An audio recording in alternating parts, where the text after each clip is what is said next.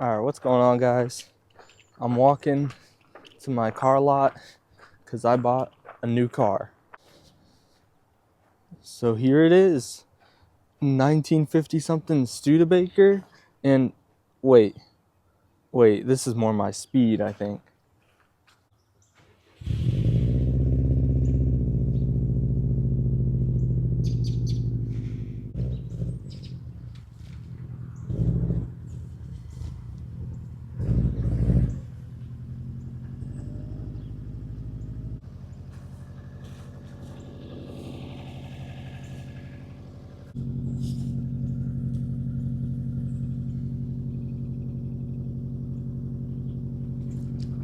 Man, don't look at this. Man, it's all frozen over.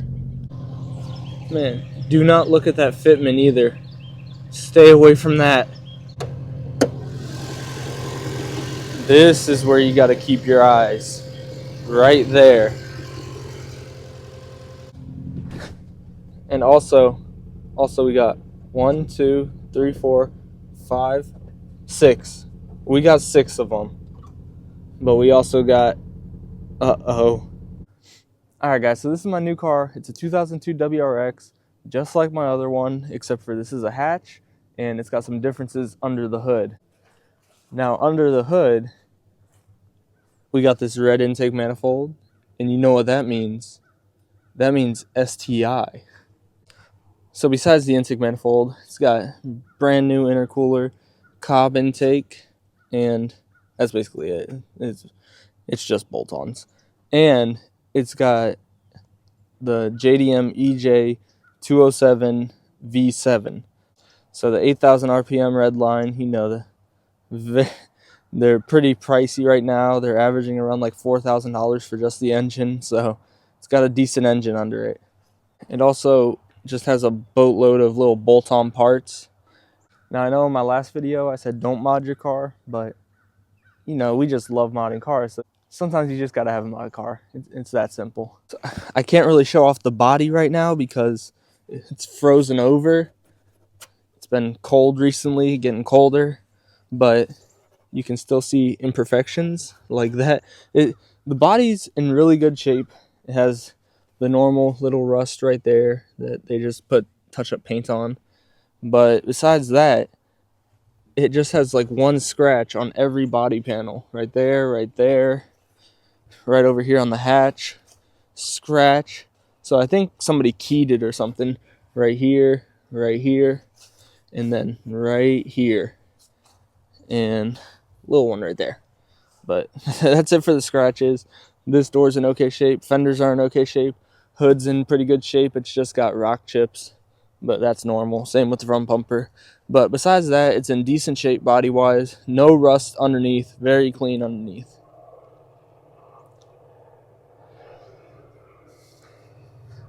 Man, if you guys can hear that, what is he hauling? Engine-wise, it runs and drives okay. Engine runs good. No check engine lights. That one that's on in there, that's because I had to take the O2 sensor out of this and put it in that one up the hill because the front O2 sensor went bad on that one. Also, I don't know what's going on with that caster, but that wheel's pushed forward a bunch. It's got a whole bunch of suspension stuff going on, so I'll probably have to dial that in. But it's got RPF ones like new with some Faction Fab coilovers sitting pretty low. I'm not going back to stock engine, stock transmission or nothing, but I am going to try to go to stock suspension because, yeah, I don't know what's going on with that caster for one. And then for two, I want to drive it in the snow, so I don't need to be low. I need to be raised probably. So get rid of the coilovers. They're brand new. Brand new Faction Fabs. You can see his camber's maxed out right now. This side's fitment is better than this side's. They're about the same. But these RPF ones with the tires, they have like less than 10,000 miles on them, so they're pretty new. And the Brembos, brakes all around are new. Everything's been touched on this car. It's got wheel spacers because these RPF ones don't clear the Brembos, but it's got extended studs. Now in the trunk, we got this Megan Racing strut tower brace which will be taken out of here. I want full trunk space. Yeah, I want to use this car. I want this thing to probably be my daily and be usable. The exhaust is a full NVIDIA exhaust.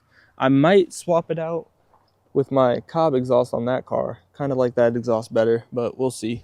This one's a little more noisy. I like the little more quietness of the Cobb. The interior, it's in pretty good shape. Came with this mint Momo steering wheel because in the cockpit it's got this Sparco steering wheel, but wait for it. There it goes. There it goes. It's got the NRG quick release hub. It also has 193,000 miles. Oh, there we go. Sparco's back on. You know, it's got the Cobb shift knob. It's got, let me get that out of the way. It's got like this little, the shifter's like extended or something. I don't like it actually. I prefer just the stock shifter. I like it sitting down a little lower. So probably swap that out. There's nothing really to speak about in the interior. It's in nice shape, pretty well kept. And it's got STI floor mats, just like every other WRX.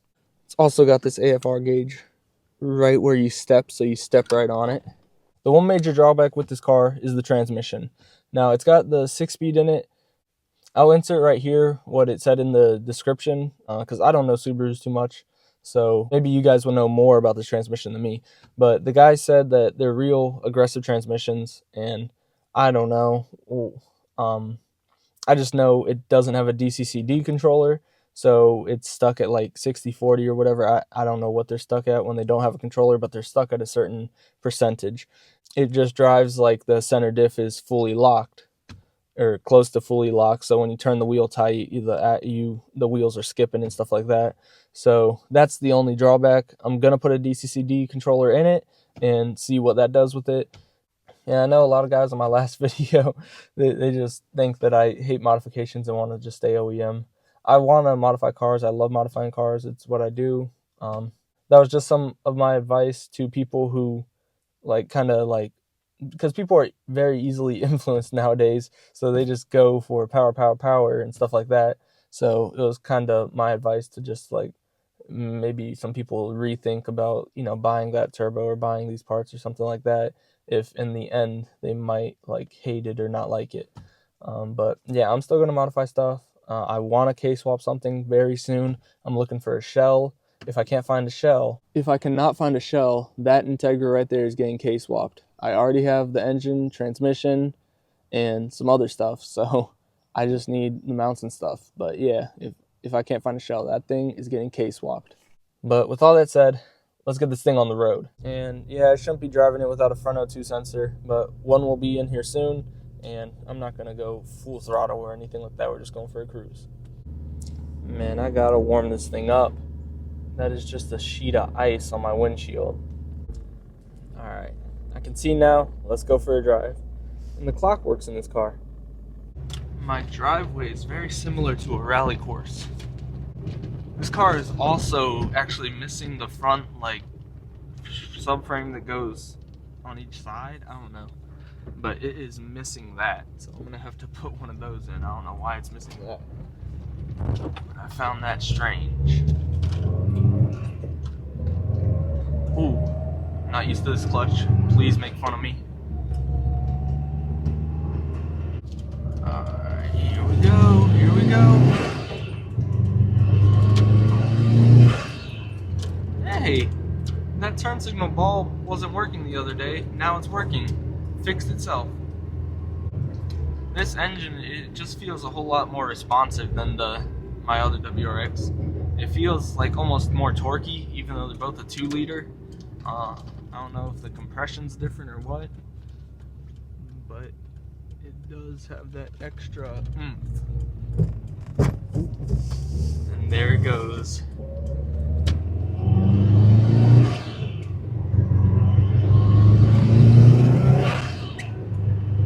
And then the turbo spools fast, and it goes.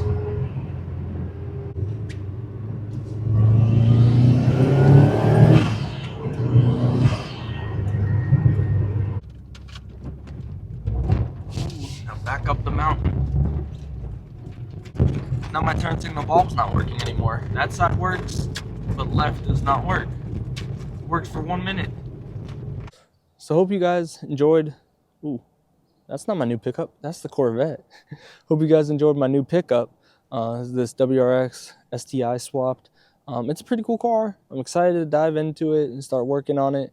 Got to get some other projects out of the way first, but I just wanted to make this video to show you what I got. Might have some new, don't look at that. Might have some new videos soon about some other new pickups. You just have to wait and see. But thank you all for watching.